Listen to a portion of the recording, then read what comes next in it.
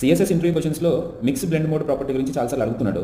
అదే కాకపోయినా మనం వెబ్సైట్స్ క్రియేట్ చేసేటప్పుడు కూడా మనకి ప్రాపర్టీ అవసరం అవుతుంది. అది ఎందుకు అవసరం అవుతుందని చూద్దాం. ఒక ఇమేజ్ని మనం ఇట్లా తీసుకున్నప్పుడు పిఎన్జీ అయినా సరే దాని బ్యాక్గ్రౌండ్ కనుక వైట్ కలర్లో ఉంటే ఆ వైట్ కలర్ మన వెబ్సైట్ మీద అలా కనపడిపోతుంది. మల్టిప్లై అనే ప్రాపర్టీని మనము ఆ మిక్స్ బ్లెండ్ మోడ్ ఆ ఇమేజ్కి అప్లై చేసామనుకోండి, ఈ వైట్ కలర్ బ్యాక్గ్రౌండ్ కాస్త పోయి మన బ్యాక్గ్రౌండ్లో కలిసిపోతుంది. సేమ్ ప్రాపర్టీని మళ్ళీ మీరు వేరే దాంట్లోకి అప్లై చేస్తే మళ్ళీ ఇబ్బంది అండి.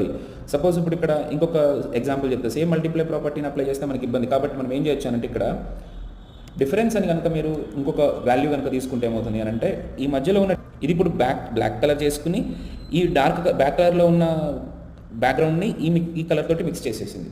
సో ఇప్పుడు ఈ ప్రాపర్టీని అప్లై చేస్తే ఇలాంటి ఇమేజెస్ అంటే వైట్ కలర్లో ఉన్న బ్యాక్గ్రౌండ్ ఇమేజెస్ వచ్చినప్పుడు మీరు మల్టిప్లై అనే వాల్యూ అప్లై చేయండి. మీకు ఎప్పుడైతే ఈ కంప్లీట్ బ్లాక్ కలర్లో వస్తాయో వాటికి మాత్రం డిఫరెన్స్ అనేదాన్ని అప్లై చేసుకోండి. So that it will give you right answer. మీకు నచ్చితే షేర్ చేయండి అందరికీ ప్లీజ్. నాకు షేర్